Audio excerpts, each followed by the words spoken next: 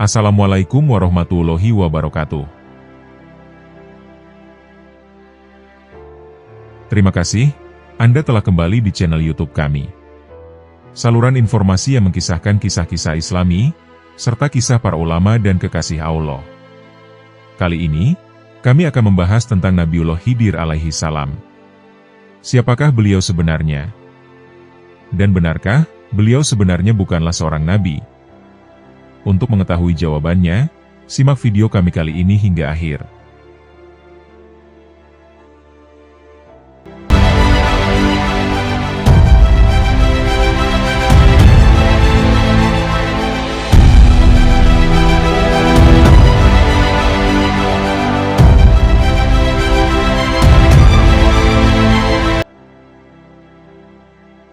Kesaksian mengenai Nabi Khidir alaihi salam. Nabi Khidir alaihi salam terkenal dengan sosok misterius. Walaupun para ahli agama Islam di dunia, mereka masih ada yang meragukan mengenai Nabi Khidir alaihi salam. Namun ulama ahlu sunnah wal jamaah membenarkan riwayat mengenai adanya sosok Nabi Khidir alaihi salam sampai saat ini.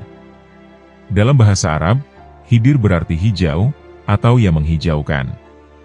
Dinamakan Khidir, karena di mana dia berada, maka tempat di sekitarnya menjadi hijau. Ibnu Asakir dari Mujahid. Dan apabila Khidir duduk di atas jerami yang sudah kering, maka jerami itu akan berubah menjadi hijau kembali. Hadis riwayat Imam Bukhari. Khidir adalah nama seorang anak cucu Adam alaihi salam yang taat beribadah kepada Allah Subhanahu wa Ta'ala dan ditangguhkan ajalnya. Riwayat Ibnu Abbas. Dalam konteks Islam, Khidir adalah gelar atau julukan yang diberikan kepada salah seorang nabi, yang kisahnya diceritakan dalam surat Al-Kahfi. Salah satu kisah Al-Quran yang sangat mengagumkan dan dipenuhi dengan misteri adalah kisah seseorang hamba yang Allah Subhanahu wa Ta'ala memberinya rahmat dari sisinya dan mengajarinya ilmu. Kisah tersebut terdapat dalam surah Al-Kahfi, di mana ayat-ayatnya dimulai dengan cerita Nabi Musa. Dan ingatlah, ketika Nabi Musa berkata kepada muridnya, "Aku tidak akan berhenti berjalan sebelum sampai ke pertemuan dua buah lautan, atau aku akan berjalan-jalan sampai bertahun-tahun." Quran Surat Al-Kahfi, ayat 60. Kalimat yang samar menunjukkan bahwa Nabi Musa telah bertekad untuk meneruskan perjalanan selama waktu yang cukup lama, kecuali jika beliau mampu mencapai Majma' al-Bahrain, atau pertemuan dua buah lautan. Di sana, terdapat suatu perjanjian penting yang dinanti-nanti oleh Nabi Musa, ketika beliau sampai di Majma' al-Bahrain. Anda dapat merenungkan betapa tempat itu sangat misteri dan samar. Para musafir telah merasakan keletihan dalam waktu yang lama untuk mengetahui hakikat tempat ini. Ada yang mengatakan bahwa tempat itu adalah Laut Persia dan Romawi. Ada yang mengatakan lagi bahwa itu adalah Laut Jordania atau Kulzum. Ada yang mengatakan juga bahwa itu berada di Tanjah. Ada yang berpendapat, itu terletak di Afrika. Ada lagi yang mengatakan, bahwa itu adalah Laut Andalus. Akan tetapi, mereka semua tidak dapat menunjukkan bukti yang kuat dari tempat-tempat itu.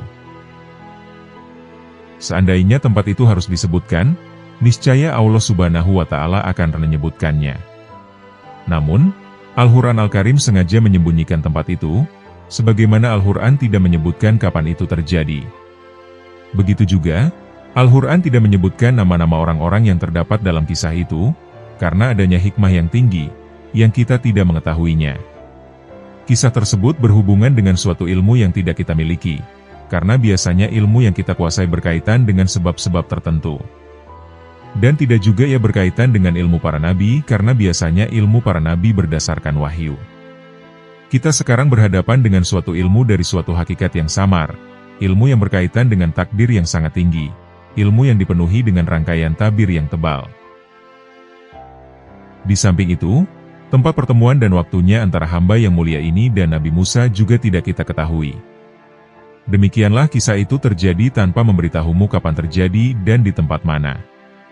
Al-Quran sengaja menyembunyikan hal itu, bahkan Al-Quran sengaja menyembunyikan pahlawan dari kisah ini.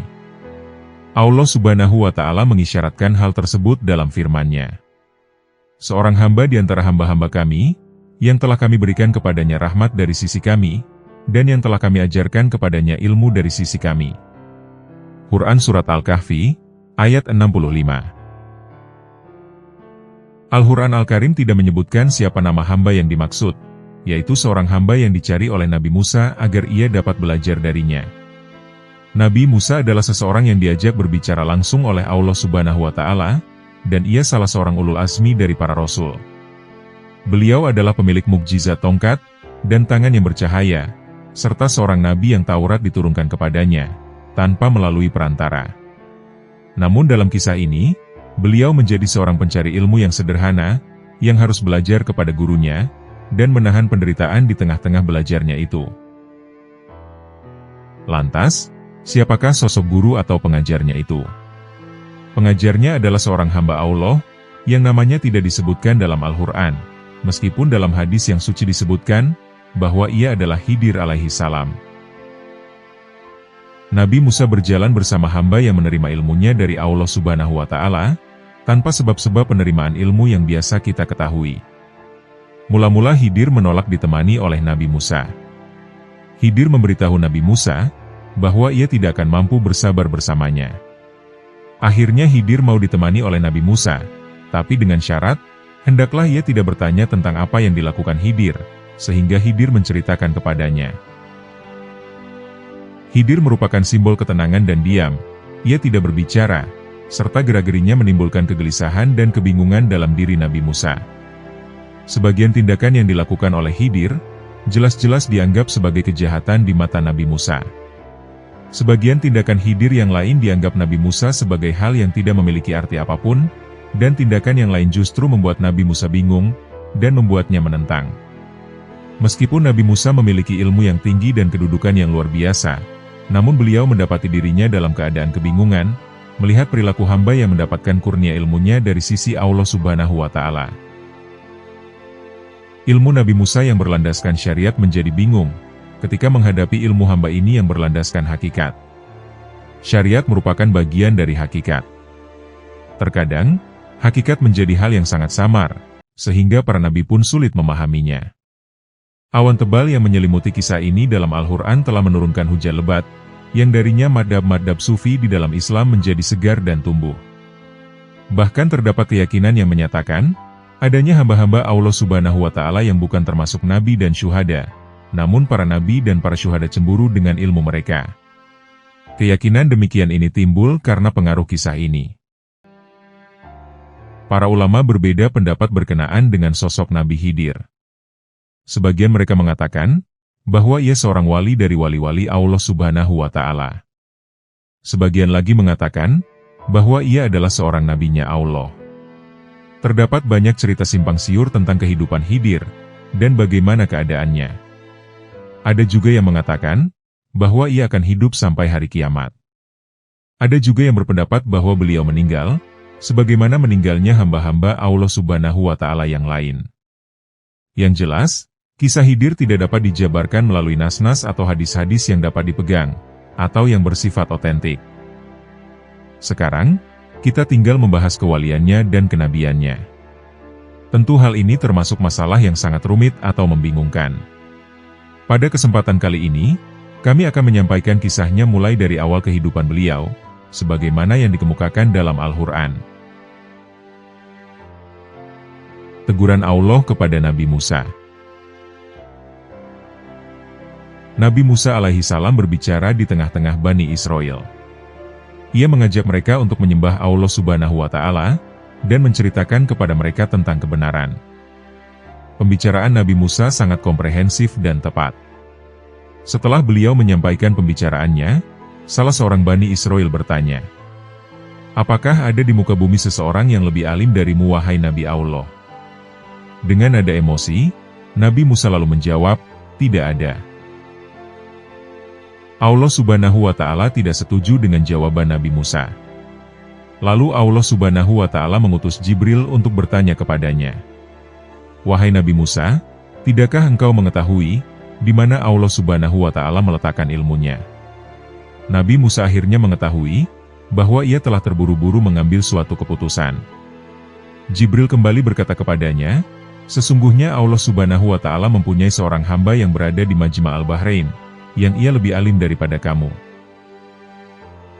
Jiwa Nabi Musa yang mulia rindu untuk menambah ilmu, lalu timbullah keinginan dalam dirinya untuk pergi, dan menemui hamba yang alim ini. Nabi Musa bertanya, bagaimana ia dapat menemui orang alim itu?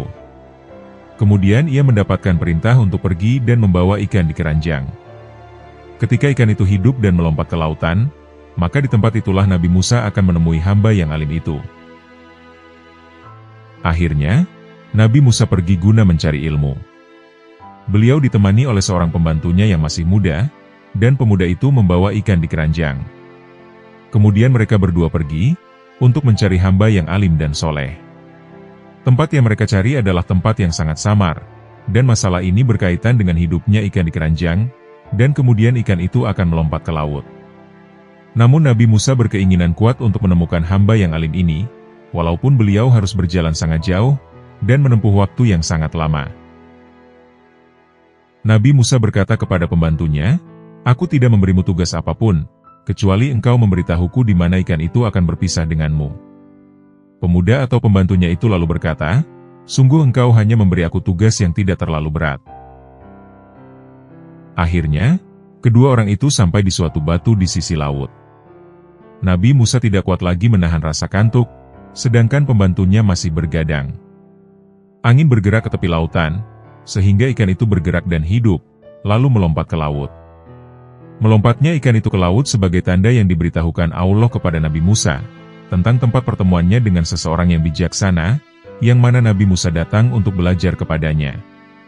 Nabi Musa bangkit dari tidurnya, dan tidak mengetahui bahwa ikan yang dibawanya telah melompat ke laut, sedangkan pembantunya lupa untuk menceritakan peristiwa yang terjadi. Lalu Nabi Musa bersama pemuda itu melanjutkan perjalanan, dan mereka lupa terhadap ikan yang dibawanya. Kemudian Nabi Musa ingat pada makanannya, dan ia telah merasakan keletihan. Ia lalu berkata kepada pembantunya, "Coba bawalah kepada kami makanan siang kami, sungguh kami telah merasakan keletihan akibat dari perjalanan ini." Pembantunya mulai ingat tentang apa yang telah terjadi. Ia pun mengingat, bagaimana ikan itu melompat ke lautan. Ia segera menceritakan hal itu kepada Nabi Musa. Ia meminta maaf kepada Nabi Musa, karena lupa menceritakan hal itu, sebab setanlah yang telah melupakannya. Keanehan apapun yang menyertai peristiwa itu, yang jelas ikan itu memang benar-benar berjalan dan bergerak di lautan, dengan suatu cara yang mengagumkan.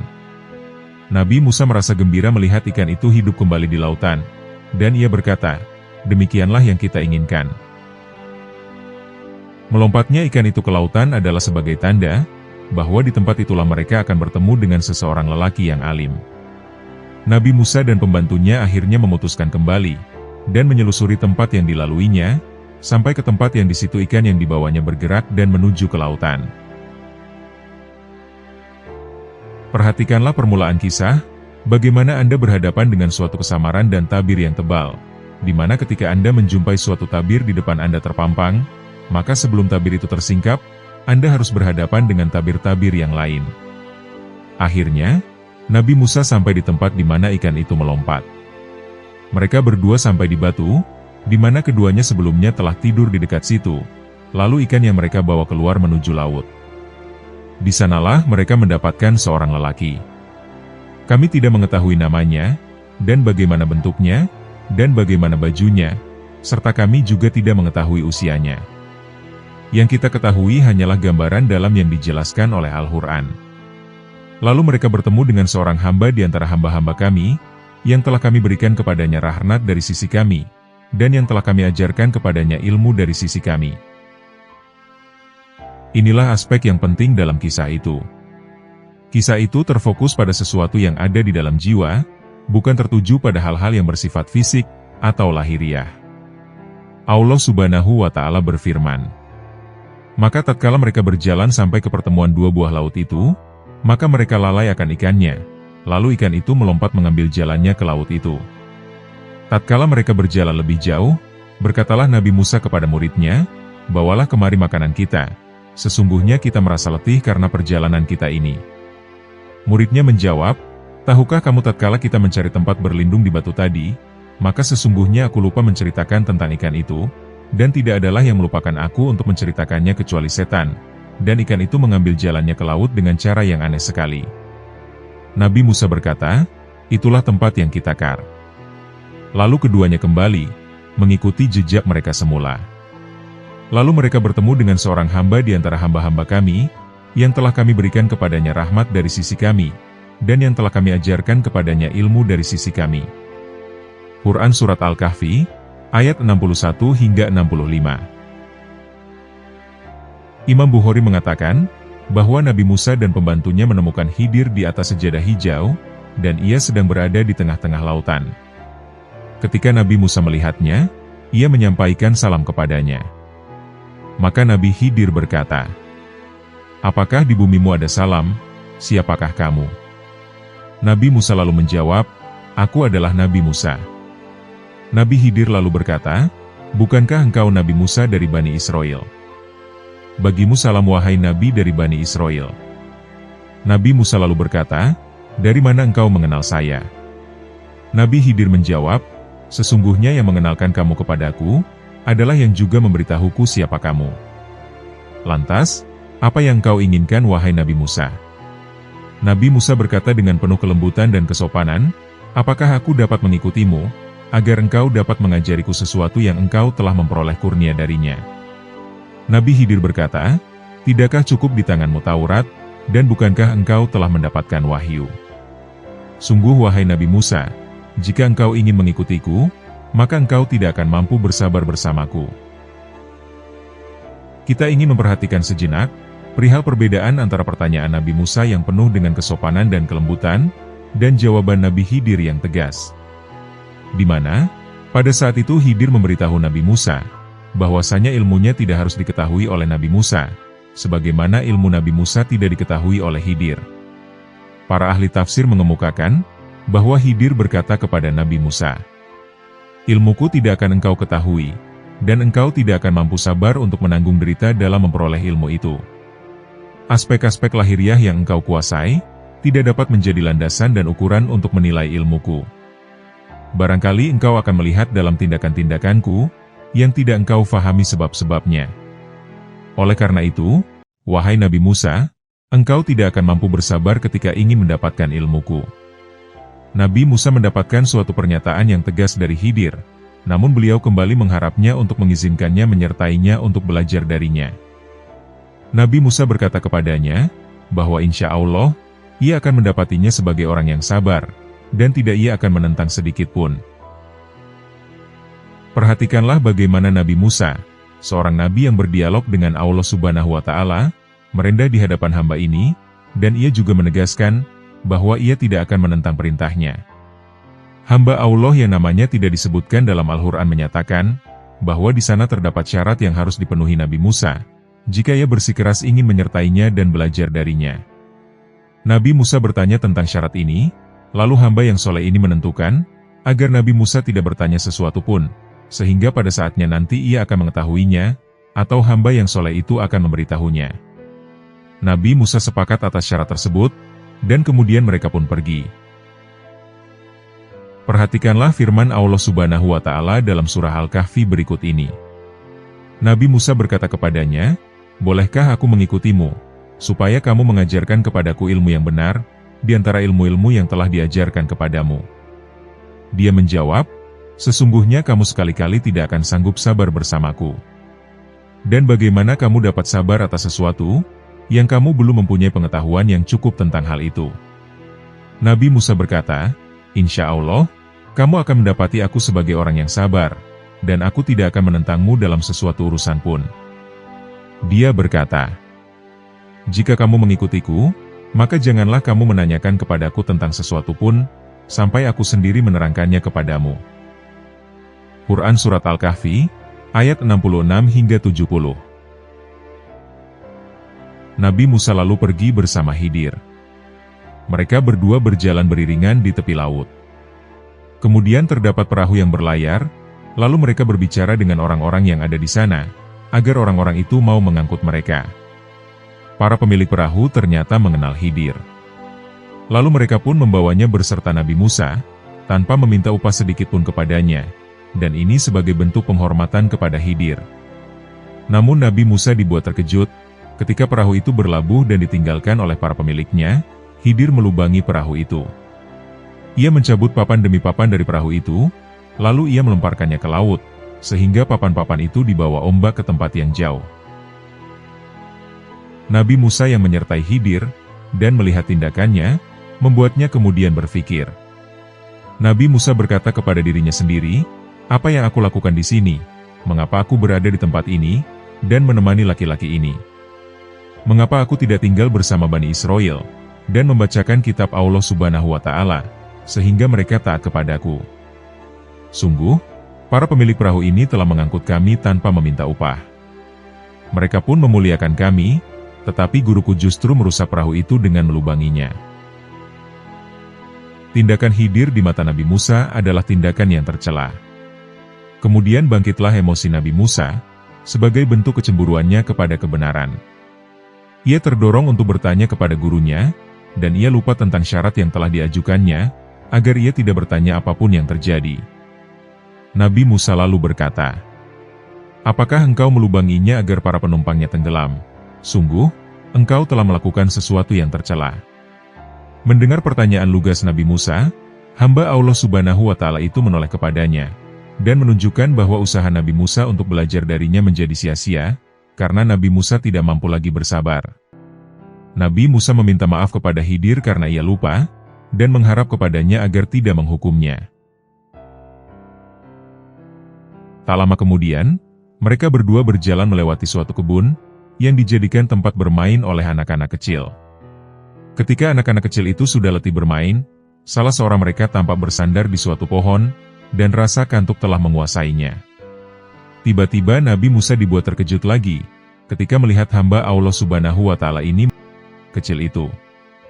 Nabi Musa dengan lantang bertanya kepadanya, tentang kejahatan yang baru saja dilakukannya, yaitu membunuh anak laki-laki yang tidak berdosa.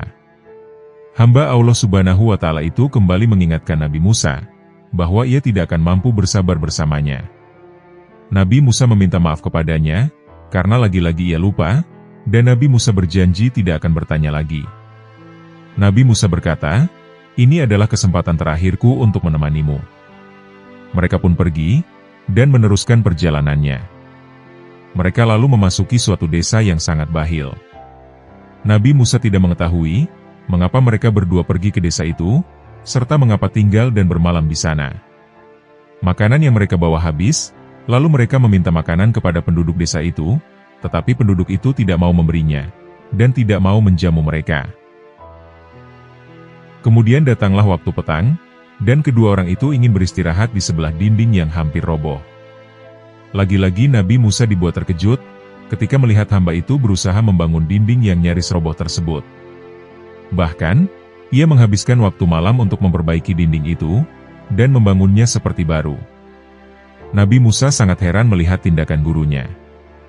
Bagi Nabi Musa, desa yang penduduknya kikir tersebut, seharusnya mereka tidak layak untuk mendapatkan pekerjaan yang gratis ini. Nabi Musa berkata, "Seandainya engkau mau, engkau bisa mendapat upah atas pembangunan tembok itu." Mendengar perkataan Nabi Musa itu, hamba Allah Subhanahu wa Ta'ala itu berkata kepadanya, "Ini adalah batas perpisahan antara dirimu dan diriku." Hamba Allah Subhanahu wa Ta'ala itu mengingatkan Nabi Musa tentang pertanyaan yang seharusnya tidak dilontarkan, dan ia juga mengingatkannya bahwa pertanyaan yang ketiga adalah akhir dari pertemuan mereka berdua. Kemudian hamba Allah Subhanahu wa Ta'ala itu menceritakan kepada Nabi Musa, dan membongkar kesamaran dan kebingungan yang dihadapi Nabi Musa. Setiap tindakan hamba yang soleh itu, yang membuat Nabi Musa kebingungan, bukanlah hasil dari rekayasanya atau dari inisiatif sendiri. Ia hanya sekedar menjadi jambatan yang digerakkan oleh kehendak yang maha tinggi, di mana kehendak yang tinggi ini menyiratkan suatu hikmah yang tersembunyi. Tindakan-tindakan yang secara lahiriah tampak keras, namun pada hakikatnya justru menyembunyikan rahmat dan kasih sayang. Demikianlah, bahwa aspek lahiriah bertentangan dengan aspek batiniah. Dan hal inilah yang tidak diketahui oleh Nabi Musa. Meskipun Nabi Musa memiliki ilmu yang sangat luas, tetapi ilmunya tidak sebanding dengan hamba ini. Ilmu Nabi Musa laksana setetes air, dibandingkan dengan ilmu hamba itu. Sedangkan hamba Allah itu hanya memperoleh sedikit ilmu dari Allah, yakni sebesar air yang terdapat pada paruh burung yang mengambil dari lautan. Allah Subhanahu wa Ta'ala telah berfirman, "Maka berjalanlah keduanya, hingga tatkala keduanya menaiki perahu, lalu Khidir melubanginya." Nabi Musa berkata, "Mengapa kamu melubangi perahu itu, yang akibatnya kamu menenggelamkan penumpangnya? Sesungguhnya kamu telah berbuat sesuatu kesalahan yang besar." Dia, Khidir berkata, "Bukankah aku telah berkata, sesungguhnya kamu sekali-kali tidak akan sabar bersama dengan aku?" Nabi Musa berkata, "Janganlah kamu menghukum aku karena kelupaanku, dan janganlah kamu membebani aku dengan sesuatu kesulitan dalam urusanku." Maka berjalanlah keduanya, hingga tatkala keduanya berjumpa dengan seorang anak, maka Khidir membunuhnya. Nabi Musa berkata, "Mengapa kamu membunuh jiwa yang bersih itu, bukan karena dia membunuh orang lain? Sesungguhnya kamu telah melakukan suatu yang mungkar." Khidir berkata, "Bukankah sudah kukatakan kepadamu, bahwa sesungguhnya kamu tidak akan sabar bersamaku?" Nabi Musa berkata, "Jika aku bertanya kepadamu tentang sesuatu sesudah kali ini, maka janganlah engkau memperbolehkan aku menyertaimu. Sesungguhnya kamu sudah cukup memberikan uzur kepadaku." Maka keduanya berjalan, hingga tatkala keduanya sampai kepada penduduk suatu negeri, mereka minta dijamu kepada penduduk negeri itu, tetapi penduduk negeri itu tidak mau menjamu mereka. Kemudian keduanya mendapatkan dalam negeri itu dinding rumah yang hampir roboh, maka Khidir menegakkan dinding itu. Nabi Musa berkata, "Jikalau kamu mau, niscaya kamu mengambil upah untuk itu." Khidir lalu berkata, "Inilah perpisahan antara aku dengan kamu. Aku akan memberitahukan kepadamu tujuan perbuatan-perbuatan, yang kamu tidak dapat sabar terhadapnya. Adapun bahtera itu adalah kepunyaan orang-orang miskin, yang bekerja di laut. Adapun tujuan aku merusakkan bahtera itu, karena di hadapan mereka ada seorang raja, yang akan merampas tiap-tiap bahtera. Dan adapun anak itu, maka kedua orang tuanya adalah orang-orang mukmin. Dan kami khawatir, bahwa dia akan mendorong orang tuanya itu kepada kesesatan dan kekafiran. Dan kami menghendaki, supaya Tuhan mereka mengganti bagi mereka dengan anak yang lebih baik kesuciannya dari anaknya itu, dan lebih dalam dari kasih sayangnya kepada ibu dan ayahnya. Adapun dinding rumah itu adalah kepunyaan anak yatim di kota itu, dan di bawahnya ada harta benda simpanan bagi mereka berdua, sedangkan ayahnya adalah seseorang yang soleh. Maka Tuhanmu menghendaki supaya mereka sampai kepada kedewasaannya, dan mengeluarkan simpanannya itu, sebagai rahmat dari Tuhanmu, dan bukanlah aku melakukannya itu menurut kemauanku sendiri. Demikian itu adalah tujuan perbuatan-perbuatan, yang kamu tidak dapat sabar terhadapnya." Quran Surat Al-Kahfi, ayat 71 hingga 82. Hamba soleh itu menyingkapkan dua hal pada Nabi Musa. Ia memberitahunya, bahwa ilmunya, yakni ilmu Nabi Musa sangat terbatas, kemudian ia memberitahunya, bahwa banyak dari musibah yang terjadi di bumi, justru di balik itu terdapat rahmat yang besar. Pemilik perahu itu akan menganggap, bahwa usaha melubangi perahu mereka merupakan suatu bencana bagi mereka, tetapi sebenarnya di balik itu terdapat kenikmatan, yaitu kenikmatan yang tidak dapat diketahui, kecuali setelah terjadinya peperangan, di mana raja akan memerintahkan untuk merampas perahu-perahu yang ada. Lalu raja itu akan membiarkan perahu-perahu yang rusak, dan mereka tidak akan mengambilnya. Dengan demikian, sumber rezeki keluarga-keluarga mereka akan tetap terjaga, dan mereka tidak akan mati kelaparan. Demikian juga orang tua anak kecil yang terbunuh itu. Ia akan menganggap, bahwa terbunuhnya anak kecil itu sebagai musibah, namun kematiannya justru membawa rahmat yang besar bagi mereka, karena Allah Subhanahu wa Ta'ala akan memberi mereka sebagai ganti darinya anak yang baik, yang dapat menjaga mereka, dan melindungi mereka pada saat mereka menginjak masa tua. Dan mereka juga tidak akan menampakkan kelaliman dan kekufuran, seperti anak yang telah terbunuh. Demikianlah, bahwa nikmat terkadang membawa sesuatu bencana, dan sebaliknya, suatu bencana terkadang membawa nikmat. Banyak hal yang lahirnya baik, ternyata justru di balik itu terdapat keburukan. Mula-mula Nabi Allah, Nabi Musa, beliau menentang dan mempersoalkan tindakan hamba Allah Subhanahu wa Ta'ala tersebut. Kemudian ia pun menjadi mengerti, ketika hamba Allah Subhanahu wa Ta'ala itu menyingkapkan kepadanya maksud dari tindakannya, dan rahmat Allah Subhanahu wa Ta'ala yang besar dan yang tersembunyi dari peristiwa-peristiwa yang terjadi. Selanjutnya, Nabi Musa kembali menemui pembantunya dan menemaninya untuk kembali ke Bani Israel. Sekarang, Nabi Musa mendapatkan keyakinan yang luar biasa. Nabi Musa telah belajar dari mereka dua hal, yaitu ia tidak merasa bangga dengan ilmunya dalam syariat, karena di sana terdapat ilmu hakikat. Dan ia tidak mempersoalkan musibah-musibah yang dialami oleh manusia, karena di balik itu terdapat rahmat Allah Subhanahu wa Ta'ala yang tersembunyi, yang berupa kelembutannya dan kasih sayangnya. Itulah pelajaran yang diperoleh Nabi Musa alaihi salam dari hamba ini. Nabi Musa mengetahui bahwa ia berhadapan dengan lautan ilmu yang baru, di mana ia bukanlah lautan syariat yang diminum oleh para nabi. Kita berhadapan dengan lautan hakikat, di hadapan ilmu takdir yang tertinggi, ilmu yang tidak dapat kita jangkau dengan akal kita sebagai manusia biasa, atau yang dapat kita cerna dengan logika biasa. Ini bukanlah ilmu eksperimental yang kita ketahui, atau yang biasa terjadi di atas bumi, dan ia pun bukan ilmu para nabi yang Allah Subhanahu wa Ta'ala wahyukan kepada mereka. Kita sekarang sedang membahas ilmu yang baru. Lantas, siapakah pemilik ilmu ini? Apakah ia seorang wali atau seorang nabi? Mayoritas kaum sufi berpendapat bahwa hamba Allah Subhanahu wa Ta'ala ini dari wali-wali Allah Subhanahu wa Ta'ala. Allah Subhanahu wa Ta'ala telah memberinya sebagian ilmu laduni kepadanya tanpa sebab-sebab tertentu. Namun sebagian ulama lainnya berpendapat bahwa hamba soleh ini adalah seorang nabi. Untuk mendukung pernyataan ulama-ulama tersebut, mereka menyampaikan beberapa argumentasi melalui ayat Al-Quran yang menunjukkan kenabiannya. Yang pertama, firman-Nya. Lalu mereka bertemu dengan seorang hamba di antara hamba-hamba kami, yang telah kami berikan kepadanya rahmat dari sisi kami, dan yang telah kami ajarkan kepadanya ilmu dari sisi kami. Yang kedua, perkataan Nabi Musa kepadanya. Nabi Musa berkata kepadanya, "Bolehkah aku mengikutimu, supaya kamu mengajarkan kepadaku ilmu yang benar, di antara ilmu-ilmu yang telah diajarkan kepadamu?" Dia menjawab, "Sesungguhnya kamu sekali-kali tidak akan sanggup sabar bersamaku. Dan bagaimana kamu dapat sabar atas sesuatu, yang kamu belum mempunyai pengetahuan yang cukup tentang hal itu?" Nabi Musa berkata, "Nyasya Allah, kamu akan mendapati aku sebagai orang yang sabar, dan aku tidak akan menentangmu dalam sesuatu urusan pun."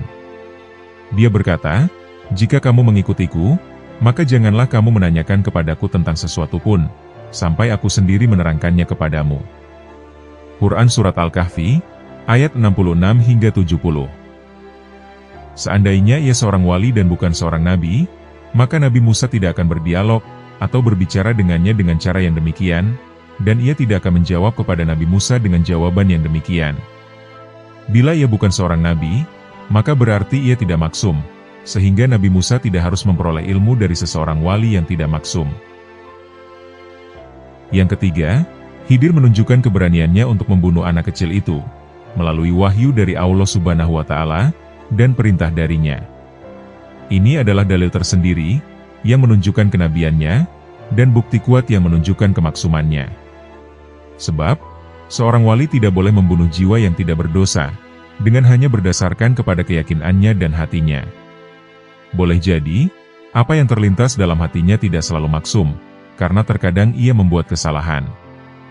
Jadi, keberanian Khidir untuk membunuh anak kecil itu sebagai bukti dari kenabiannya. Yang keempat, perkataan Khidir kepada Nabi Musa. "Sebagai rahmat dari Tuhanmu, dan bukanlah aku melakukannya itu menurut kemauanku sendiri." Quran Surat Al-Kahfi, ayat 82. Yakni, apa yang aku lakukan bukan dari doronganku sendiri, namun ia merupakan perintah dari Allah Subhanahu wa Ta'ala, dan wahyu darinya. Demikianlah pendapat para ulama dan para ahli zuhud.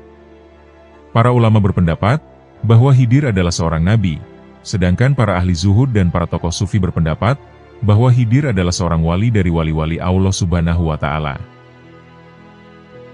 Salah satu pernyataan Khidir yang sering dikemukakan oleh tokoh sufi adalah perkataan dari Wahab bin Munabeh, bahwasanya Khidir berkata, "Wahai Nabi Musa, manusia akan disiksa di dunia, sesuai dengan kadar kecintaan mereka, atau kecenderungan mereka terhadap dunia." Sedangkan Bishr bin Haris al-Hafi berkata, Nabi Musa berkata kepada Khidir, berilah aku nasihat. Khidir menjawab, mudah-mudahan Allah Subhanahu wa Ta'ala memudahkan kamu untuk taat kepadanya. Para ulama dan para ahli zuhud berselisih pendapat tentang Khidir, dan setiap mereka mengklaim kebenaran pendapatnya. Perbedaan pendapat ini berujung pangkal kepada anggapan para ulama, bahwa mereka adalah sebagai pewaris para nabi, sedangkan kaum sufi menganggap diri mereka sebagai ahli hakikat, yang mana salah satu tokoh terkemuka dari ahli hakikat itu adalah Khidir. Kami sendiri cenderung untuk menganggap Khidir sebagai seorang nabi, karena beliau menerima ilmu laduni. Yang jelas, kita tidak mendapati nas yang jelas dalam konteks Al-Quran, yang menunjukkan kenabiannya. Dan kita juga tidak menemukan nas yang gamblang, yang dapat kita jadikan sandaran untuk menganggapnya sebagai seorang wali, yang telah diberi oleh Allah Subhanahu wa Ta'ala sebagian ilmu laduni. Barangkali kesamaran seputar pribadi yang mulia ini memang disengaja, agar orang yang mengikuti kisah tersebut mendapatkan tujuan utama dari inti cerita. Hendaklah kita berada di batas yang benar, dan tidak terlalu jauh mempersoalkan kenabiannya, atau kewaliannya. Yang jelas, ketika kami memasukkannya dalam jajaran para nabi, karena ia adalah seorang guru dari Nabi Musa, dan seorang ustadz baginya dalam beberapa waktu.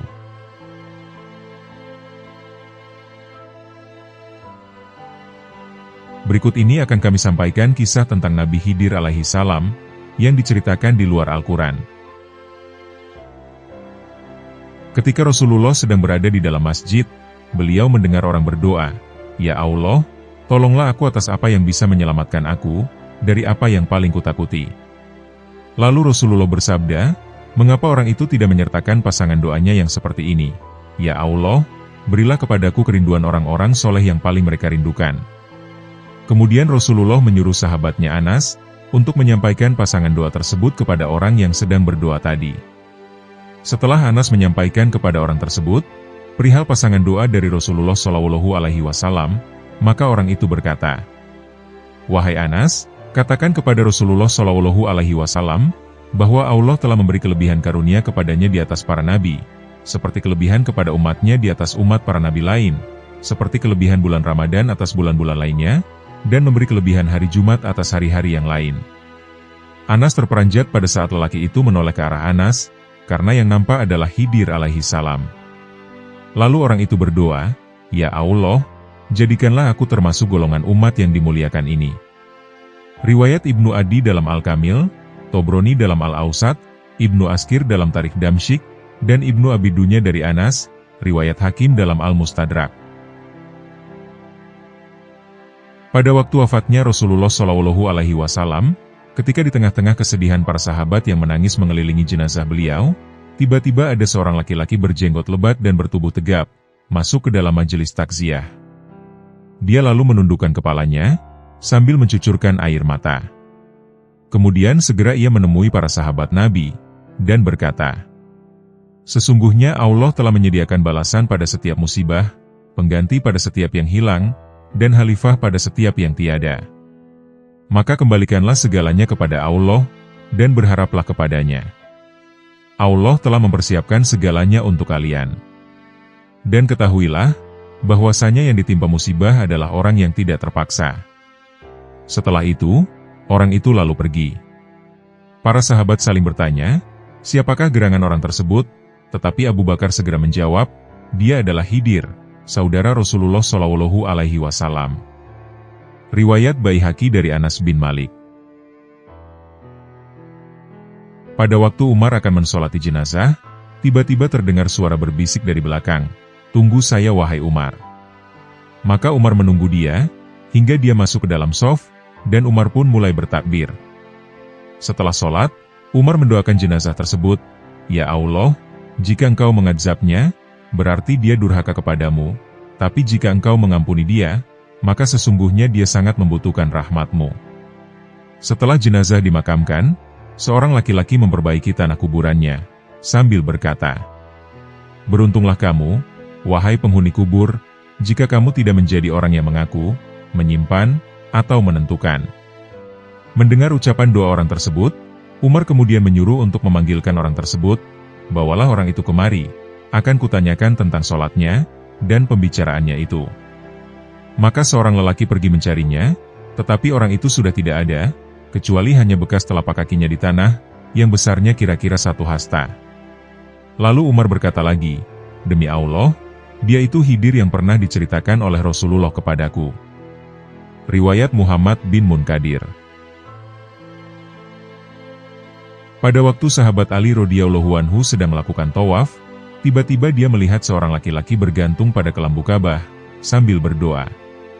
"Ya Tuhanku, yang tidak direpotkan oleh sebutan-sebutan yang elok, dan tidak disilapkan oleh permintaan-permintaan yang banyak, dan tidak disibukkan oleh pengaduan-pengaduan yang bertubi-tubi, bolehlah aku mencicipi dinginnya ampunanmu dan manisnya rahmatmu." Ali radhiyallahu anhu lalu memanggilnya, dan berkata, "Wahai hamba Allah, ulangilah perkataanmu itu." Kata orang itu, "Apakah Anda mendengarkanku?" Ali pun menjawab, "Iya, aku mendengarnya." Lalu orang itu berkata lagi, "Demi Khidir yang jiwanya berada di dalam genggamannya, barang siapa orang yang mengucapkan doa itu pada setiap selesai sholat fardu, maka pasti ia akan mendapatkan ampunan dosa-dosanya dari Allah, sekalipun dosa-dosanya itu laksana bilangan pasir, dan seperti butir-butir air hujan, atau bagaikan banyaknya daun-daun pepohonan." Riwayat Al-Khatib dalam Tarikh Baghdad dari Sufyan Ats-Tsauri, dari Abdullah bin Mahros, dari Yazid bin Asom, dari Ali bin Abi Thalib. Dalam sebuah perjalanan, saat itu Ibrahim merasa kehausan, sehingga akhirnya terjatuh pingsan tak sadarkan diri. Tiba-tiba, dirasakannya ada percikan air mengenai wajahnya. Setelah dibuka matanya, Ibrahim melihat seorang pemuda tampan menunggang seekor kuda, berpakaian hijau, dan bersorban warna kuning. Kemudian pemuda itu turun, dan memberi minum kepada Ibrahim, sambil berkata, "Naiklah di belakangku." Tidak berapa lama kemudian, Ibrahim sudah sampai ke Madinah. Kemudian pemuda itu berkata, "Turunlah, sampaikan salamku kepada Rasulullah SAW, katakanlah kepada beliau, bahwa Khidir menyampaikan salam kepadanya." Riwayat Syekh Yusuf An-Nabhani, dalam Jami Karomatil Aulia. Pada saat Abdul Qadir Al-Jailani masih muda, dan pertama kali memasuki kota Baghdad untuk menuntut ilmu, Khidir datang menemuinya, lalu memberi isyarat kepadanya, agar dia mematuhi apa yang diperintahkannya kepada Syekh Abdul Qadir muda. Kata Khidir, "Duduklah kamu di tempat ini, dan janganlah beranjak sedikit pun hingga aku datang kembali kemari." Maka Syekh Abdul Qadir Al-Jailani duduk di tempat itu, sampai 3 tahun. Pada tahun pertama, Khidir datang menjenguknya, dan berkata, "Teruskan saja tinggal di tempat ini, sampai aku datang lagi menjengukmu ke sini." Demikianlah, aku duduk di atas puing-puing reruntuhan kota Madani. Pada tahun pertama, Syekh Abdul Qadir Al-Jailani tidak makan, kecuali rerumputan saja yang dimakan, dan ia tidak pernah minum, walaupun hanya seteguk. Pada tahun kedua, Syekh Abdul Qadir Al-Jailani tidak makan walaupun rerumputan, tetapi hanya minum air saja selama 1 tahun. Dan pada tahun ketiga, makan, minum, dan tidur pun mampu ditahan, bahkan hingga sama sekali tidak dilakukannya. Pada suatu malam, dan udara sangat dingin laksana salju, Syekh Abdul Qadir muda mencoba memejamkan mata, di atas reruntuhan istana Kaisar Persia di kota itu juga. Anehnya, pada malam itu dia bermimpi ihtilam sebanyak 40 kali, dan setiap kali bermimpi dia segera mandi wajib, atau mandi janabah, atau mandi junub. Maka pada malam itu juga dia mandi junub sebanyak 40 kali, agar dirinya tetap dalam keadaan suci. Setelah mandi yang terakhir, dia segera bangun, dan berdiri melakukan ibadah supaya tidak tertidur lagi, dan agar tidak bermimpi lagi. Riwayat Abu Suud Al-Haraimi, dalam Qolaid Al-Jawahir. Abu Bakar Al-Qahtani adalah seorang tokoh terkemuka, seorang alim yang mempunyai harisma, dan kuat dalam bermujahadah. Di antara mujahadahnya yang sulit ditiru oleh orang biasa adalah, dia senantiasa dalam keadaan suci dalam 1 hari 1 malam, berdiam di bawah kubah Masjidil Haram selama 30 tahun, dan tidak pernah tidur. Pada suatu hari, seorang laki-laki berwibawa masuk melalui pintu Abi Syaibah, lalu mendekatinya dan memberi salam kepadanya, sambil berkata, "Wahai Abu Bakar, mengapa engkau tidak pergi ke makom Ibrahim, bersama orang-orang yang saling mendengarkan pelajaran hadis Nabi. Maka Abu Bakar mengangkat kepalanya, dan berkata, "Wahai guruku, kebanyakan hadis-hadis yang disampaikan mereka itu semuanya tanpa sanad, sedangkan aku dapat menjelaskan dari sini dengan sanad-sanadnya yang panjang." Laki-laki itu bertanya kembali, "Dari siapa Anda mendengarnya?" Abu Bakar menjawab, "Tuhan sendiri yang mengajarkan ke dalam hatiku." "Coba buktikan hal itu kepadaku," pinta lelaki itu yang sejatinya adalah Nabi Khidir. Maka dijawablah oleh Abu Bakar Al-Qahtani, "Buktinya adalah, bahwa engkau tidak lain adalah Nabi Khidir alaihi salam." Islam adalah agama yang menjadi rahmat bagi seluruh alam. Ajarannya selalu memotivasi para pemeluknya, untuk senantiasa bisa berbuat baik kepada siapa saja yang membutuhkan, tanpa harus melihat latar belakang warna kulit, suku, bahasa, atau bahkan agamanya. Allah Subhanahu wa Ta'ala berfirman, "Dan berbuat baiklah kepada orang lain sebagaimana Allah telah berbuat baik kepadamu." Quran Surat Al-Qasas, ayat 77. Ayat barusan tidak menyebutkan objek secara khusus, sehingga objeknya umum. Yang dimaksud bisa berupa lingkungan, hewan, tumbuhan, dan lain-lain.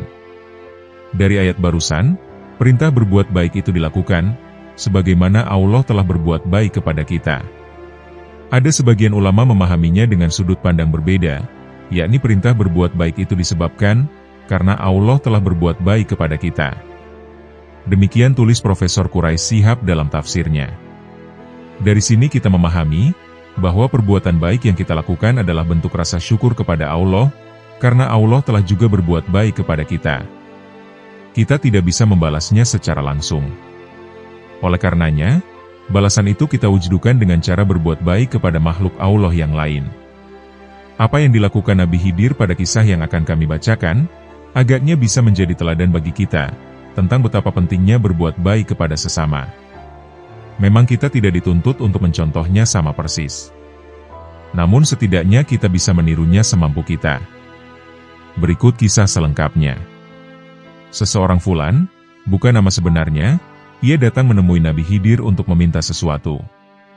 "Aku telah memohon kepada Allah, agar engkau berkenan memberiku sesuatu." Mendengar permintaan itu, entah karena apa, Nabi Khidir kemudian jatuh pingsan. Setelah beberapa saat, ia terbangun dan sadar kembali. Nabi Khidir menyadari keadaan dirinya karena tidak memiliki sesuatu, sehingga ia tidak bisa memberi Fulan sesuatu barang pun. Namun ia juga sadar, bahwa ia masih memiliki tubuh yang bisa dipekerjakan. Nabi Khidir pun menawarkan kepada Fulan, untuk menjadikan dirinya sebagai budak, dan kemudian menjualnya. Kata Khidir, uang hasil penjualan itu akan ia sedekahkan kepada Fulan. Singkat cerita, Khidir pun dibawa ke pasar, dan dijual. Di pasar, Khidir dibeli oleh seseorang bernama Sahim bin Arkom. Khidir dibawa pulang oleh Sahim, dan diberi pekerjaan untuk menggarap ladang. Setelah menjelaskan tugas-tugas yang harus dilakukan Khidir, Sahim pun pergi untuk beraktivitas kembali. Sepulang dari beraktivitas di luar rumah, Sahim pulang ke rumah menemui sang istri. "Apakah budak yang bekerja di ladang sudah kamu beri makan?" tanya Sahim kepada istrinya. "Budak yang mana?" jawab sang istri yang ternyata tidak mengetahui ihwal Khidir, budak milik suaminya itu. Sahim langsung mengambil makanan, dan segera pergi menuju ladang, menemui Khidir yang sedang bekerja. Sampai di sana, betapa kagetnya Sahim, tatkala ia melihat pemandangan yang luar biasa. Pekerjaan yang diberikan kepada Khidir telah selesai, dan Khidir sedang melakukan sholat. Sahim benar-benar takjub kepada budaknya itu, yang sejatinya ia adalah Nabi Khidir. Merasa tak percaya pekerjaan menggarap ladang itu selesai dalam waktu singkat, Sahim mulai penasaran tentang sosok yang kini menjadi budaknya itu. "Siapakah kamu sebenarnya? Tolong kasih tahu saya," tanya Sahim. Khidir mengatakan, bahwa dirinya adalah hamba Allah, dan dia hanyalah seorang budak dari Sahim. Sahim masih belum percaya dengan jawaban itu. "Demi Allah, tolong beritahu saya siapa kamu sebenarnya," tanya Sahim mendesak. "Aku adalah Khidir," jawab Khidir berterus terang tentang jati dirinya. Mendengar jawaban itu, Sahim langsung pingsan. Setelah beberapa saat ia pun tersadar, dan langsung meminta ampun kepada Allah, karena dia telah menjadikan Khidir sebagai budak. Khidir juga sama, ia langsung menghadap Allah dengan melakukan sujud, karena atas kekuasaannya, ia bisa menjadi budak, dan juga kini menjadi orang merdeka. Pada satu waktu, Ibrahim bin Adham bertemu dengan seorang lelaki, yang merasa puas dengan apa yang ia miliki. Padahal, nampak saat itu ia hanya bisa makan roti dan minum sekedarnya. Apa yang dilakukan lelaki itu ternyata membuat Ibrahim sadar, bahwa selama ini ia telah terlalu menikmati dunia, dan menuruti hawa nafsunya. Ia pun akhirnya memutuskan untuk berkelana menuju Allah. Di tengah perjalanan, ia bertemu dengan seorang yang sangat tampan, pakaiannya bagus, dan memiliki aroma yang wangi. "Wahai seorang lelaki, akan kemankah kamu?" tanya lelaki itu. "Aku akan pergi dari dunia menuju akhirat," jawab Ibrahim. Lelaki itu lantas bertanya kepada Ibrahim, "Apakah kamu sedang lapar?" "Iya, saya sangat lapar," kata Ibrahim bin Adham. Sejurus kemudian, lelaki itu langsung melaksanakan sholat 2 rakaat. Dan tak butuh waktu lama, secara tiba-tiba, muncullah makanan di sebelah kanannya, dan minuman di sebelah kirinya. Ia pun lantas mempersilakan Ibrahim untuk menyantapnya. Ibrahim kemudian makan dan minum sekedarnya, yang penting lapar dan dahaganya sudah hilang.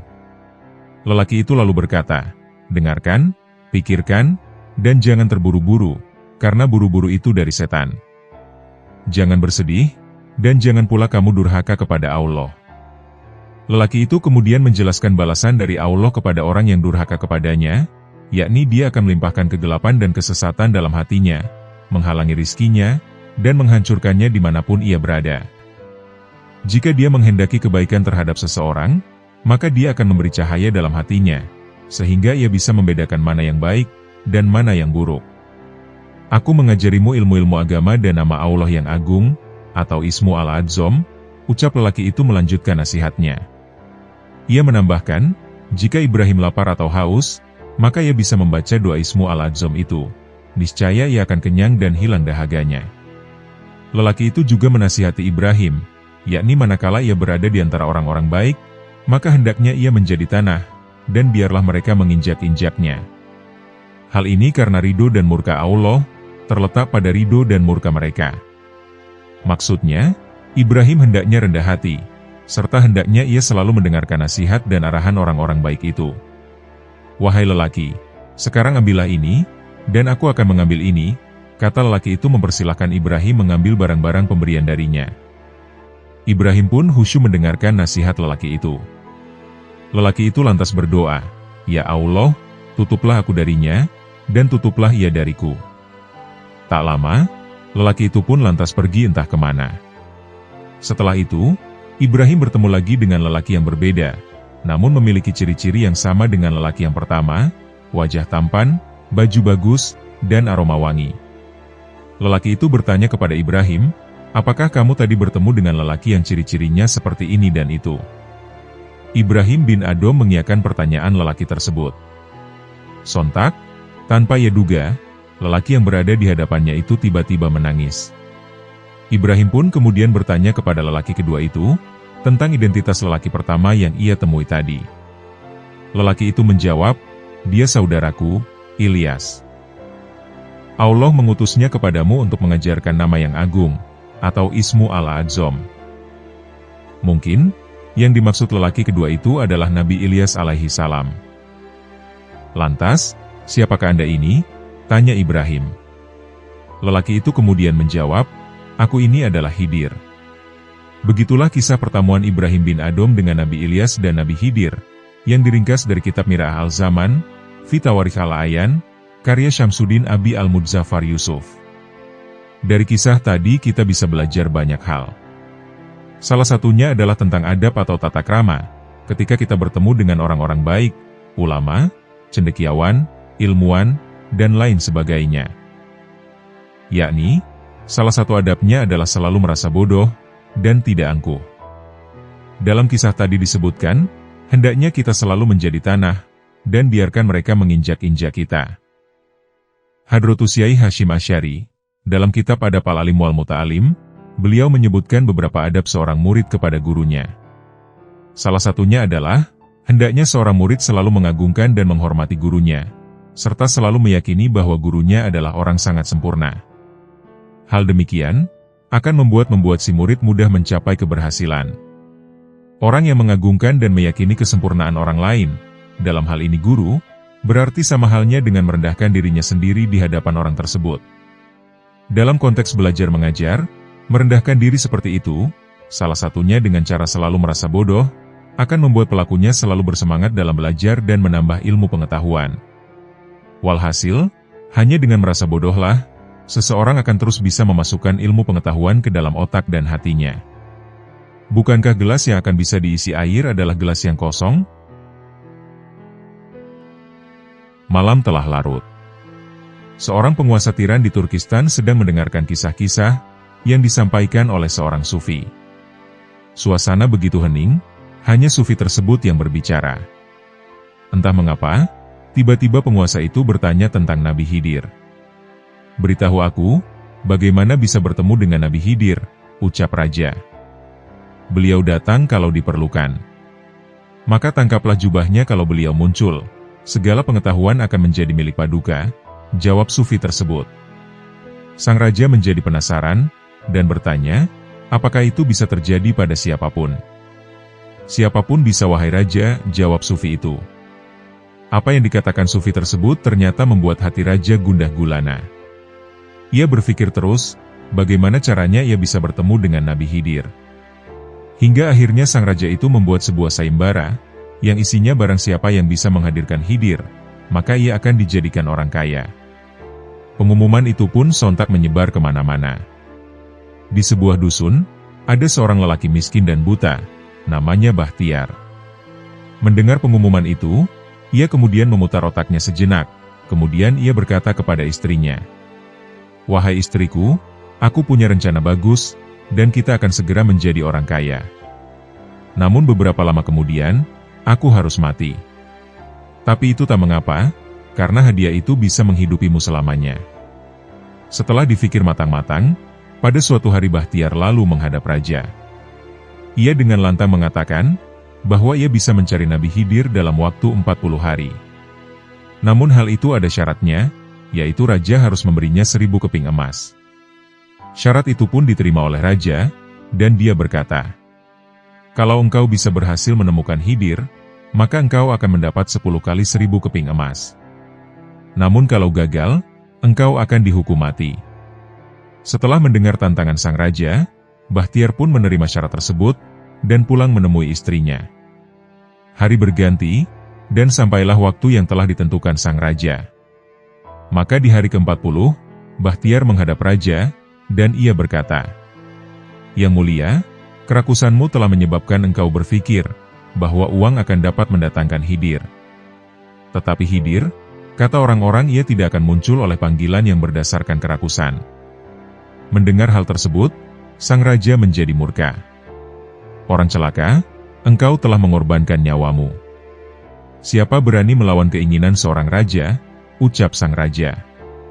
Mendengar hal itu, Bahtiar berkata, "Menurut dongeng, semua orang boleh bertemu Khidir, tetapi pertemuan itu hanya akan ada manfaatnya, apabila maksud orang itu benar. Mereka bilang, Khidir akan menemui orang, selama ia bisa memanfaatkan saat kunjungannya itu. Itulah hal yang kita tidak bisa mengetahuinya. Cukup, alasan itu tidak akan memperpanjang hidupmu. Hanya tinggal meminta para menteri yang berkumpul di sini, agar memberikan nasihatnya tentang cara yang terbaik untuk menghukummu." Ujar sang raja. Setelah itu raja berkonsultasi dengan para menterinya. Menteri pertama menjawab mengusulkan, agar Bahtiar dipanggang hidup-hidup, sebagai bentuk peringatan kepada semuanya. Kemudian menteri yang kedua mengusulkan, agar Bahtiar dicincang tubuhnya. Namun menteri yang ketiga mengatakan hal mencengangkan, yakni agar Bahtiar dipenuhi kebutuhan hidup, agar ia tidak menipu lagi. Suasana berubah menjadi menegangkan, namun tiba-tiba muncul orang tua memasuki ruang tersebut. Ia berkata, "Setiap orang mengajukan pendapat, sesuai dengan prasangka yang tersembunyi di dalam dirinya." "Apa maksudmu?" tanya raja. Menteri yang pertama dahulu adalah seorang pemanggang roti, maka ia menyarankan hukuman panggang. Menteri yang kedua dahulu adalah seorang penjagal hewan, maka ia meminta mencincang. Dan sedangkan menerti ketiga, dia dahulu adalah seorang berilmu. Ia berusaha mencari dan melihat akar sumber masalah dari semua ini. Kemudian sufi itu bersuara lantang. Catat dua hal, yang pertama, Khidir hanya muncul dan menemui kepada seseorang yang bisa mengambil manfaat dari pertemuan tersebut. Yang kedua, orang ini, sebagai bukti pengorbanannya, karena keterpaksaan dan rasa putus asa, ia melakukan apa yang ia anggap harus dilakukan. Situasi yang genting seperti ini, membuat saya sudah sepantasnya muncul di hadapan kalian. Ternyata, Nabi Khidir datang dalam bentuk seorang sufi. Semua yang hadir tercengang, dan semua mata tertuju pada sufi, namun tiba-tiba dia menghilang seketika. Raja menjadi lemas melihat apa yang dialaminya. Raja sangat menyesal, karena ia tidak sempat memanfaatkan dengan baik akan kehadiran orang tua itu, karena tak lain ia adalah Nabi Khidir alaihi salam, yang selama ini ingin ditemuinya. Sesuai dengan yang diperintahkan Nabi Khidir alaihi salam, Raja akhirnya memberikan belanja teratur kepada Bahtiar. Menteri pertama dan menteri kedua dipecat, sedangkan menteri ketiga tetap dijadikan menterinya.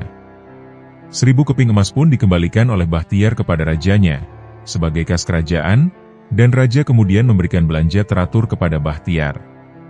Dalam sebuah catatan, Bahtiar adalah seorang sufi sederhana, yang hidup di wilayah Khurasan. Ia sama sekali tidak dikenal, sampai peristiwa ini terjadi. Suatu ketika, Ibnu Arabi naik kapal besar untuk menyeberangi lautan, namun tiba-tiba di tengah laut terjadi badai dan gelombang yang sangat besar. Semua penumpang panik, dan berlarian menuju sang Syaikhul Akbar. "Wahai Syaikh, Anda adalah seorang sufi besar, maka dari itu berdoalah, agar kapal ini tidak tenggelam dihantam badai dan gelombang besar," pinta salah seorang dari mereka. "Baiklah," jawab Ibnu Arabi seraya bangkit dari zikirnya. Semua mata tertuju pada sufi besar asal Andalusia tersebut.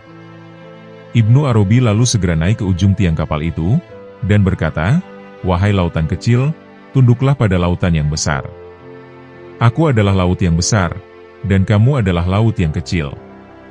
Setelah mendengar ucapan Ibnu Arabi, lautan pun menjadi tenang kembali. Peristiwa ini merupakan manifestasi dari teori mikrokosmos-makrokosmos, di mana manusia yang meskipun bertubuh kecil, atau mikrokosmos, atau jagat kecil, sejatinya ia adalah makrokosmos, atau jagat besar. Sedangkan alam semesta yang meskipun luas, atau makrokosmos, sebenarnya ia merupakan mikrokosmosnya manusia. Setelah peristiwa tersebut, lalu muncullah ikan raksasa dari dalam laut, yang makhluk itu dapat berbicara. Ikan raksasa itu lalu berkata, "Wahai Ibnu Arabi, laut telah engkau taklukkan. Akan tetapi, kapalmu tidak akan aman, sebelum engkau bisa menjawab dua pertanyaanku." Ibnu Arabi menjawab dengan tenang, "Baiklah. Aku akan menjawab pertanyaanmu. Pertanyaan yang pertama, berapa lama masa idah seorang perempuan, yang suaminya menjadi kera? Dan yang kedua, berapa lama masa idahnya seorang perempuan, yang suaminya menjadi batu?" Ternyata, pertanyaan ikan raksasa itu adalah pertanyaan khas fikih, yang begitu sangat rumit. Namun, karena Syaikhul Akbar asal Andalusia itu adalah seorang sufi besar, yang ia menguasai ilmu fikih, ilmu kalam, dan tasawuf, tentu ia matang dalam usul fikih. Usul fikih adalah ilmu hukum dalam Islam, yang mempelajari kaidah-kaidah, teori-teori, dan sumber-sumber secara terperinci, dalam rangka menghasilkan hukum Islam yang diambil dari sumber-sumber tersebut. Ibnu Arabi kemudian menjawab, perempuan yang suaminya menjadi kera, masa idahnya adalah seperti idah perempuan yang dicerai hidup oleh suaminya. Sedangkan masa idah perempuan yang suaminya jadi batu, adalah sama seperti idah perempuan yang ditinggal mati suaminya. Kamu benar wahai Ibnu Arabi. Sekarang ikutlah bersamaku, ajaknya. Seru ikan raksasa, yang kemudian ikan itu berubah menjadi Nabi Khidir. Dalam pertanyaan tadi, kera adalah simbolisasi makhluk yang masih hidup, sedangkan batu ialah representasi makhluk yang telah mati. Ibnu Arabi akhirnya mengikuti Nabi Khidir, dan kemudian menjadi muridnya. Pada suatu hari, Ibnu Arabi lewat di tengah kerumunan orang-orang kaya, politisi, dan pejabat yang sedang menggelar pesta pora. Salah seorang dari mereka berkata, "Wahai Syaikh, Anda adalah sufi besar, bisakah engkau menjawab pertanyaan kami?" Ibnu Arabi berhenti, menoleh, lalu menjawab, "Apa pertanyaan kalian?" "Di manakah Tuhan berada?" sambung orang itu. "Tuhan yang kalian sembah-sembah itu, sekarang ada di bawah telapak kakiku," sahut Ibnu Arabi dengan tegas. Orang-orang itu murka, dan memaki Ibnu Arabi, serta menganggapnya telah kafir dan murtad. Mendengar cacian tersebut, Ibnu Arabi diam saja. Orang-orang itu menghambur ke arahnya, lalu mereka memukuli sang syaikh beramai-ramai sampai babak belur. Setelah kejadian itu, Ibnu Arabi jatuh sakit dan akhirnya wafat. Setelah kematiannya, salah seorang yang menganiaya Ibnu Arabi merasa penasaran atas ucapan kontroversialnya. Ia bersama para orang kaya, politisi, dan pejabat, mereka beramai-ramai menggali tanah yang pernah dipijak oleh Ibnu Arabi. Mereka ingin membuktikan ucapan Ibnu Arabi, bahwa Tuhan ada di bawah telapak kakinya itu keliru. Setelah digali, mereka semua terperenyak, ternyata di bawah tanah itu ada sebuah peti besar yang berisi emas, perhiasan, dan uang yang sangat banyak. Sontak saja semua orang itu meraung-raung, serta menjerit-menjerit. Mereka baru menyadari, bahwa ucapan Ibnu Arabi adalah sindiran. Betapa jiwa-jiwa mereka selama ini telah membuang Allah, dan menggantinya dengan sesembahan-sesembahan yang lain, yaitu harta, pangkat, jabatan, dan kekuasaan. Demikianlah pembahasan kami mengenai Nabi Khidir alaihi salam. Semoga Allah Subhanahu wa Ta'ala mengumpulkan kita dengan para kekasihnya, di dunia maupun akhirat. Semoga kita dapat meneladani kepribadian akhlak para kekasih Allah, serta mengambil hikmah dari kisah-kisahnya. Dan semoga dengan apa yang telah kami sampaikan, dapat menambah ketakwaan kita kepada Allah Subhanahu wa Ta'ala.